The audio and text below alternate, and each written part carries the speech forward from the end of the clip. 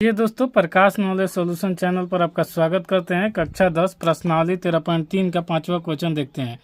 कह रहा है कि व्यास 12 सेंटीमीटर और ऊंचाई 15 सेंटीमीटर वाले एक लंबवृत्तीय बेलन के आकार का बर्तन आइसक्रीम से पूरा भरा हुआ है।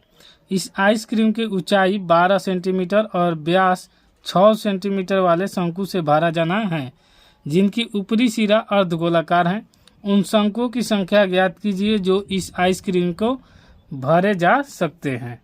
इसका चित्र यहाँ पर देख लीजिए थोड़ा सा कि जैसे ही यहाँ पर भरा हुआ आइसक्रीम का बनाया गया है।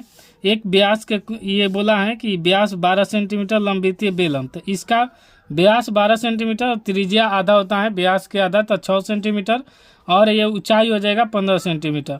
ये शंकु है जो बनाया गया है, बर्तन आइसक्रीम से भरा है। आइसक्रीम की ऊंचाई 12 सेंटीमीटर है और ये बोला है आइसक्रीम का, और 12 सेंटीमीटर ऊंचाई और व्यास 6 सेंटीमीटर, तो ये व्यास है और त्रिज्या हो जाएगा इसका 3 सेंटीमीटर।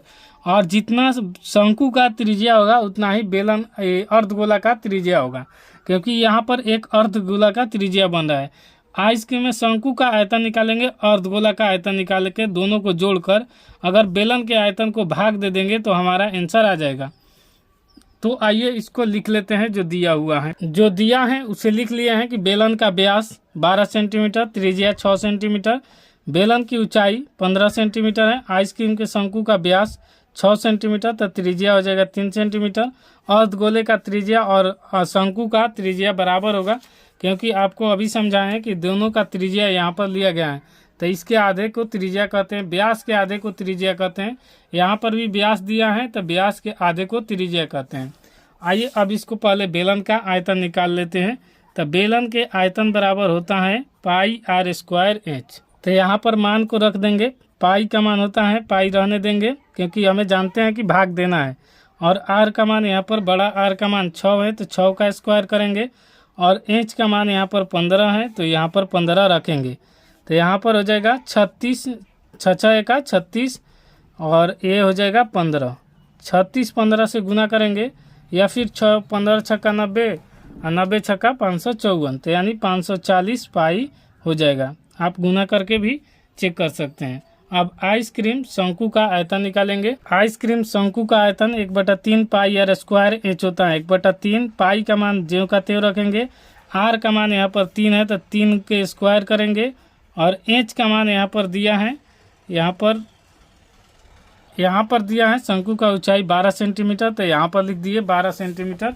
तो इसको अब रखेंगे यहाँ पर 12, तो यहाँ पर लिख देते हैं 12 और गुना करेंगे तो 1/3 गुने पाई, यहाँ पर 3 का स्क्वायर मतलब 3 गुने 3 और ये हो जाएगा 12। 3 से 3 कट जाएगा तो ये बढ़ती है 36 और ये हो जाएगा 36 पाई आंसर। यहाँ पर ये इस प्रकार शंकु का आयतन निकालिए। अब अर्धगोला का आयतन निकालेंगे। तो अर्धगोला का आयतन होता है 2/3 पाई आर क्यू, तो यहाँ पर लिखेंगे। और ये आर का मान यहाँ पर देखिए 3 दिया हुआ है, क्योंकि आपको चित्र में ही बता दिए हैं कि ये जितना शंकु का होगा उतना ही ऊपर अर्धगोला बन रहा है, तो इसका त्रिज्या यानी आधा हो जाएगा, तो ये हो जाएगा 3 सेंटीमीटर। तो यहाँ पर लिखे हैं अर्धगोले का त्रिज्या 3 सेंटीमीटर, तो यहाँ पर लिखेंगे 2/3 पाई के मान ज्यों का त्यों और आर का मान 3। अब इसको क्या करेंगे तो यहाँ पर 2/3 पाई और आर क्यू का मतलब कि ये 3 गुने 3 गुने 3, तो 1 3 से 3 कट जाएगा, तितरी का 9, 9 दूनी 18 पाई, तो ये हो जाएगा अर्धगोले का आंसर। अर्धगोला का 18 पाई आ गया।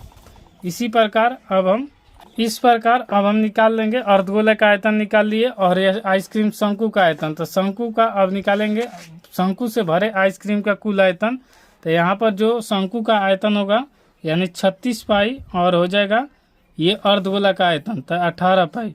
दोनों को जोड़ेंगे तो हो जाएगा हमें 8 6 14 के 4 3 1 4 5 यानी 54 पाई। इसमें अब ये पूरा का हमें आयतन मिल गया। अब इसको पूरा को इसी में से भाग दे देंगे तो हमारा आंसर आ जाएगा। तो लिख लेते हैं। तो लिख लिए आइसक्रीम की शंकु की संख्या, बेलन का आयतन, शंकु से भरे आइसक्रीम का कुल आयतन। तो यहाँ बेलन का आयतन है 540 और इसको रखेंगे 540 पाई और बटा में कर देंगे। यहाँ पर कुल आया है कितना, यहाँ पर 54 पाई। तो ये लिख देते हैं 540 पाई बटा में हो जाएगा 54 पाई। और इसको पाई से पाई कटा देंगे, 54 से भाग देंगे तो ये 10 बार में कट जाएगा। तो आंसर हो जाएगा 10। यही पूछा है कि शंकु के आइसक्रीम की कुल संख्या कितनी है, तो इसमें 10 गो कुल आइसक्रीम की संख्या है। दोस्तों वीडियो पसंद आए तो लाइक शेयर सब्सक्राइब जरूर कीजिए। कोई दिक्कत होता है तो कमेंट बॉक्स खुला रहता है, कमेंट में अपना राय जरूर पूछें। इसके अगले वीडियो में सॉल्यूशन उसका बताया जाएगा। इसी के साथ मिलते हैं नेक्स्ट वीडियो में, तब तक के लिए जय हिंद।